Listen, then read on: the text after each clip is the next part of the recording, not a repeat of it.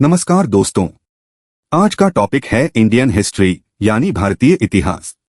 कुल 10 सवाल हैं, हर सही आंसर पर 1 मार्क मिलेगा और एक सरप्राइज आज के बेस्ट स्कोरर को मिलेगा हमारे एक कोर्स का फ्री एक्सेस, तो एंड तक जरूर रुकिए। चलिए शुरू करते हैं। अब आता है सवाल नंबर 1।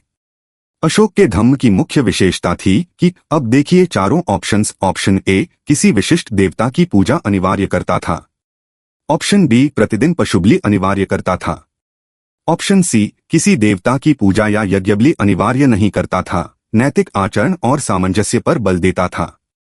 ऑप्शन डी, सभी प्रजा का बौद्ध धर्म में परिवर्तन मांगता था। आपके पास 10 सेकंड्स हैं, सोचिए और सही आंसर चुनिए।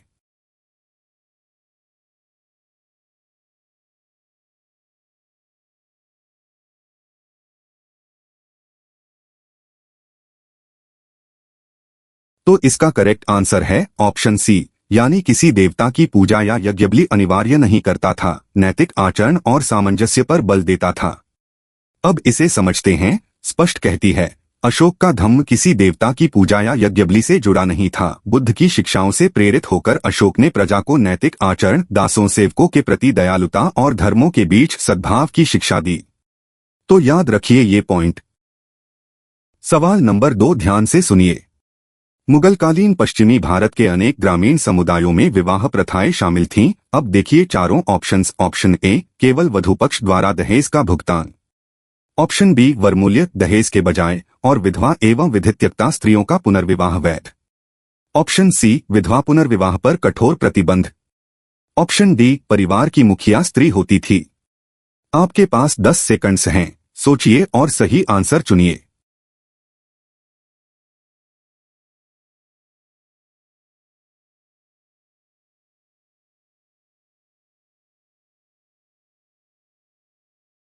तो इसका करेक्ट आंसर है ऑप्शन बी, यानी वरमूल्य दहेज के बजाय और विधवा एवं विधित्यक्ता स्त्रियों का पुनर्विवाह वैध।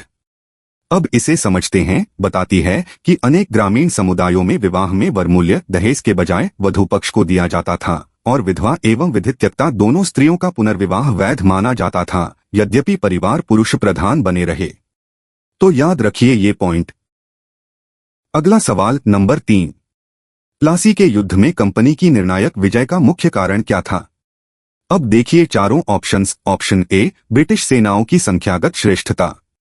ऑप्शन बी, मीर जाफर सिराजुद्दौला के एक सेनापति का युद्ध न लड़ना क्योंकि क्लाइव ने उसे नवाब बनाने का वचन दिया था। ऑप्शन सी, दिल्ली के मुगल सम्राट की सहायता। ऑप्शन डी, बंगाल से फ्रांसीसियों का पीछे हटना। आपके पास 10 सेकंड्स हैं, सोचिए और सही आंसर चुनिए।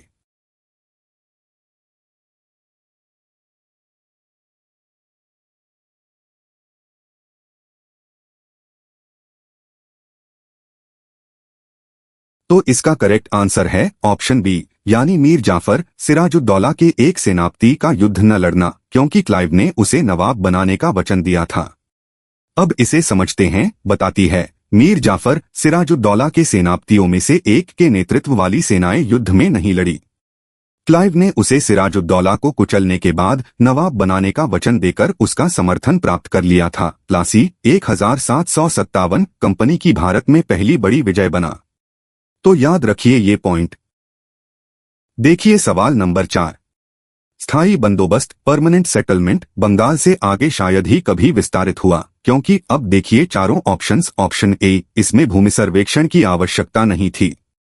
ऑप्शन बी, 1810 के बाद कृषि कीमतें बढ़ने से उपज मूल्य बढ़ा और निर्धारित राजस्व मांग ने औपनिवेशिक राज्य को इस बढ़ी आय में हिस्सा लेने से रोका।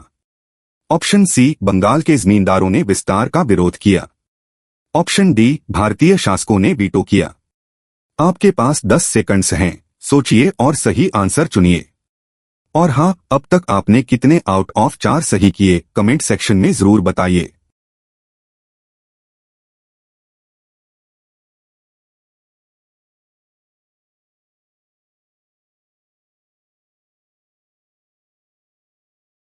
तो इसका करेक्ट आंसर है ऑप्शन बी, यानी 1810 के बाद कृषि कीमतें बढ़ने से उपज मूल्य बढ़ा और निर्धारित राजस्व मांग ने औपनिवेशिक राज्य को इस बढ़ी आय में हिस्सा लेने से रोका।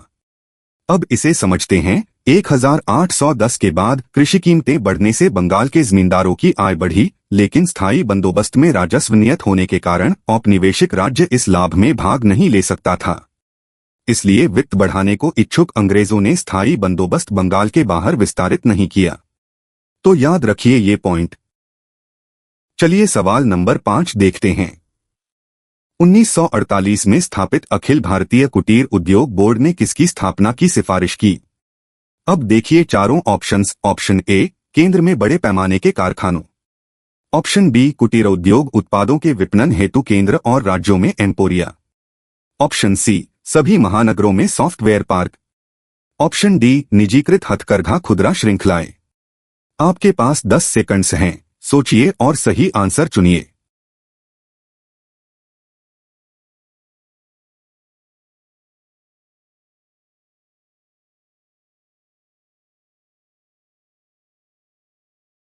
तो इसका करेक्ट आंसर है ऑप्शन बी, यानी कुटीर उद्योग उत्पादों के विपणन हेतु केंद्र और राज्यों में एम्पोरिया। अब इसे समझते हैं। अखिल भारतीय कुटीर उद्योग बोर्ड 1948 ने हस्तशिल्प के विपणन हेतु केंद्र और राज्यों में एम्पोरिया की सिफारिश की। यह छोटी विविध हस्तनिर्मित वस्तुओं को मशीन निर्मित बड़े पैमाने के माल से प्रतिस्पर्धा कराने की विशेष विपणन चुनौती का समाधान था। तो याद रखिए ये पॉइंट। अब आता है सवाल नंबर 6। आज लगभग कितने अफ्रीकी अपनी आजीविका के लिए किसी न किसी रूप में चरवाहा गतिविधि पर निर्भर हैं? अब देखिए चारों ऑप्शंस। ऑप्शन ए, 20 लाख से अधिक। ऑप्शन बी, 2.2 करोड़ 22 मिलियन से अधिक। ऑप्शन सी, 22 करोड़ से अधिक। ऑप्शन डी, 2.2 अरब से अधिक। आपके पास 10 सेकंड्स हैं, सोचिए और सही आंसर चुनिए।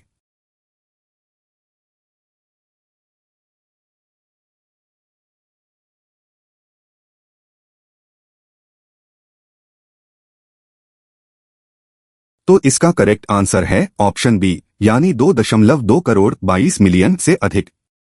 अब इसे समझते हैं। कहती है कि 2.2 करोड़ 22 मिलियन से अधिक अफ्रीकी पशुपालन गतिविधि पर निर्भर हैं। बेदुइन, बर्बर, मासाई, सोमाली, बोरान और तुर्कना जैसे समुदाय अधिकतर अर्धशुष्क घास के मैदानों या शुष्क रेगिस्तानों में रहते हैं, जहां वर्षा आधारित कृषि कठिन है। तो याद रखिए ये पॉइंट। सवाल नंबर 7 ध्यान से सुनिए। 1917 में पेट्रोग्राद की फरवरी क्रांति का सबसे प्रत्यक्ष कारण क्या था? अब देखिए चारों options. Option A, tsar Nicholas द्वितीय का पूर्व त्यागपत्र। ऑप्शन बी, कठोर खाद्यकमी और नेवा नदी के दाहिने तट पर एक कारखाने में लॉकआउट जबकि जार ड्यूमा भंग करना चाहता था। ऑप्शन सी, लेनिन का निर्वासन से लौटना। ऑप्शन डी, जर्मनी का पेट्रोग्राद पर सीधा आक्रमण। आपके पास 10 सेकंड्स हैं, सोचिए और सही आंसर चुनिए।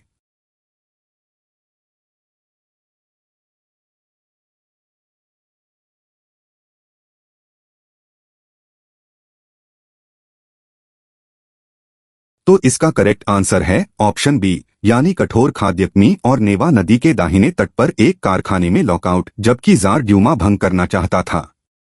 अब इसे समझते हैं। फरवरी 1917 में पेट्रोग्राद के मजदूर बस्तियों में कठोर सर्दी के बीच खाद्यकमी गंभीर थी। 22 फरवरी को दाहिने तट के एक कारखाने में लॉकआउट हुआ। सांसद निर्वाचित सरकार बचाना चाहते थे जबकि जार ड्यूमा भंग करना चाहता था। इन कारणों से जनप्रदर्शन भड़के। तो याद रखिए ये पॉइंट। अगला सवाल नंबर 8। निजामुद्दीन औलिया जैसे सूफी शेख अक्सर शाही जमीनों अस्वीकार कर देते थे। के अनुसार यह प्रथा क्या दर्शाती है? अब देखिए चारों ऑप्शंस। ऑप्शन ए, शेखों पर संपत्ति स्वामित्व का कानूनी प्रतिबंध। ऑप्शन बी, सूफियों का राज्य से स्वतंत्र रहने और शाही संरक्षण के एजेंट बनने से बचने का आग्रह। ऑप्शन सी, उनकी गरीबी जो भूमि प्रबंधन नहीं करने देती थी। ऑप्शन डी, राज्य का गैर मुस्लिमों को भूमि न देना। आपके पास 10 सेकंड्स हैं, सोचिए और सही आंसर चुनिए। और दोस्तों, यहां तक का आपका स्कोर क्या रहा? आउट ऑफ 8 में कितने सही? कमेंट्स में शेयर कीजिए। बेस्ट स्कोरर को फ्री कोर्स मिलने वाला है, याद रखिए।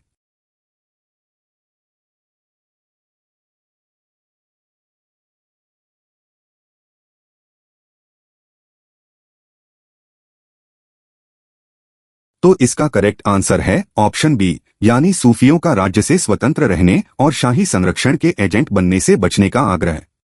अब इसे समझते हैं। में अमीर हसन सिद्जी का उद्धरण है, जहां शेख निजामुद्दीन औलिया ने एक स्थानीय शासक द्वारा प्रस्तावित 2 उद्यानों एवं भूमि का उपहार अस्वीकार कर दिया, यद्यपि पूर्ण स्वामित्व प्रस्ताव था। सूफी अपनी आध्यात्मिक प्रतिष्ठा बचाने के लिए राज्य से स्वतंत्रता को महत्व देते थे। तो याद रखिए ये पॉइंट। देखिए सवाल नंबर 9। रॉलेट सत्याग्रह और खिलाफत असहयोग चरण के दौरान महात्मा गांधी ने स्वतंत्रता संग्राम पर क्या आग्रह किया? अब देखिए चारों ऑप्शंस। ऑप्शन ए, केवल हिंदू ही चलाएं। ऑप्शन बी, हिंदू मुस्लिम एकता के साथ चले, किसी भी न्यायपूर्ण उद्देश्य में हिंदू मुस्लिम एक दूसरे का साथ दें। ऑप्शन सी, केवल ब्रिटिश सेना को निशाना बनाए, नागरिक संस्थाओं को नहीं। ऑप्शन डी, सशस्त्र विद्रोह पर आश्रित हो। आपके पास 10 सेकंड्स हैं, सोचिए और सही आंसर चुनिए।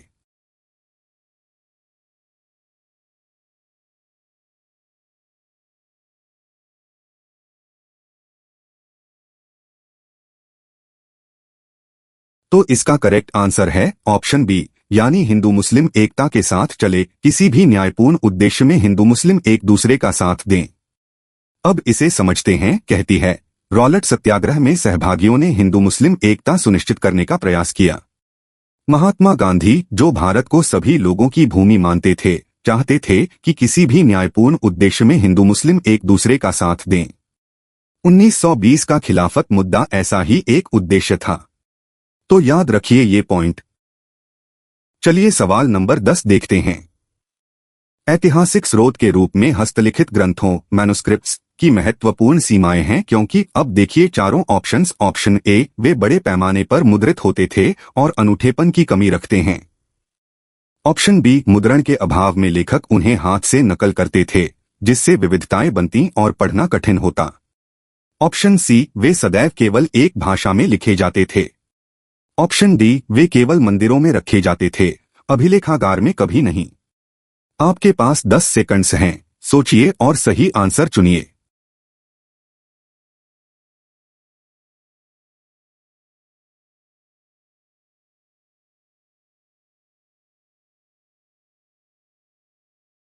तो इसका करेक्ट आंसर है ऑप्शन बी, यानी मुद्रण के अभाव में लेखक उन्हें हाथ से नकल करते थे, जिससे विविधताएं बनती और पढ़ना कठिन होता। अब इसे समझते हैं। बताती है, उन दिनों मुद्रणालय नहीं था, इसलिए लेखक हस्तलिखित ग्रंथों की हाथ से नकल करते थे। हाथ से नकल करने से प्रतियों में अंतर बने और लिपि भाषा कठिन हो सकती थी। इसी कारण हस्तलिखित ग्रंथ समृद्ध परंतु कठिन स्रोत हैं। तो याद रखिए ये पॉइंट। तो दोस्तों, आज की क्विज यहीं खत्म होती है। Mention your score in the comment section और the best scorer overall will get access to a course. तो अपना स्कोर कमेंट में जरूर लिखिए। आउट ऑफ 10 में कितने सही हुए। वीडियो पसंद आई तो लाइक, शेयर और चैनल को सब्सक्राइब कर लीजिए। मिलते हैं कल नए टॉपिक के साथ।